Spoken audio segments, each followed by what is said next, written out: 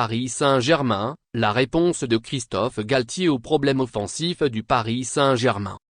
Face au manque de réalisme du Paris comme face à l'Olympique de Marseille, ou tout simplement du peu de situations créées lors des matchs précédents, Christophe Galtier a déploré certaines choses. Le Paris Saint-Germain a beau avoir Léo Messi, Kylian Mbappé et Neymar dans son effectif, ce n'est pas pour autant qu'il parvient à marquer 4 buts à tous les matchs. C'est même la constante inverse depuis la fin de l'été. Les hommes de Christophe Galtier transforment peu d'occasions.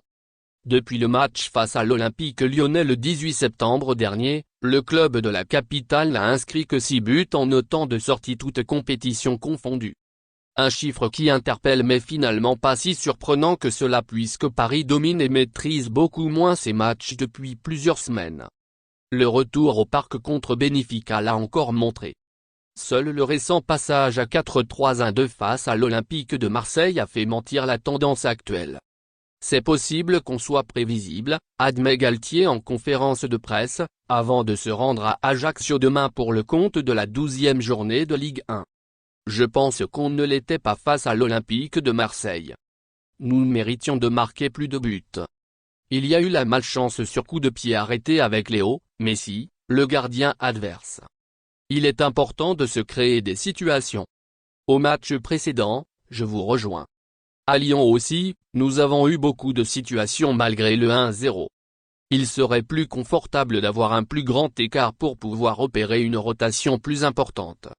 Malheureusement, les gardiens de Marseille et Lyon ont été bons. Contre Brest aussi en première période, on a eu des occasions. Galtier salue la forme de Neymar. Ce souci d'animation mais aussi de réalisme face au but est notamment illustré par Kylian Mbappé, moins en forme depuis la fin de l'été. Galtier déplore cet état de fait puisque se mettre à l'abri plus tôt lui permettrait d'offrir plus de temps de jeu aux habituels remplaçants, et de reposer les titulaires de l'équipe en vue des prochaines échéances. Neymar sera lui au repos forcé pour le déplacement en Corse.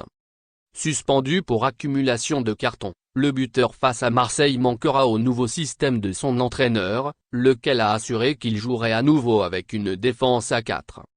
Sans son animateur de jeu, l'entraîneur parisien devra remodeler son équipe et trouver une autre articulation. Il arrive à enchaîner, car il n'a pas de problème et il est performant. Il est arrivé à l'heure en préparation physiquement et mentalement, note le coach. Il est toujours disponible, il est sérieux, fi. Il n'y a pas de secret. À partir du moment où vous faites attention à votre corps et que vous mettez du rythme, il peut éviter les contacts, les tacles. Ça permet de ne pas avoir de blessures. S'il est bien physiquement, sur un plan musculaire, il peut enchaîner les matchs. Avec ses 12 buts et ses 9 passes décisives depuis le début de la saison en 16 matchs toutes compétitions confondues, le Brésilien a pris une importance considérable mais ça ne suffit pas pour concrétiser les situations dangereuses. Et demain, il sera absent. Le point médical du Paris Saint-Germain avant Ajaccio. Le Paris Saint-Germain se déplace à Ajaccio ce vendredi, coup d'envoi à 21 h, en ouverture de la 13e journée de Ligue 1. Ce voyage chez le 18e de Ligue 1 devrait être une formalité pour le champion de France en titre mais la rencontre face au Maccabi le 25 octobre sera également présente dans les têtes. Ce n'est surtout pas le moment de se blesser, surtout que la Coupe du Monde approche à très grands pas. Pour cette rencontre en Corse, le Paris Saint-Germain a d'ores et déjà annoncé les forfaits de Danilo Pereira, Sergio Rico et Nuno Mendes. Le latéral gauche est attendu à l'entraînement en fin de semaine, quant au milieu de terrain, il reprendra dans 10 jours.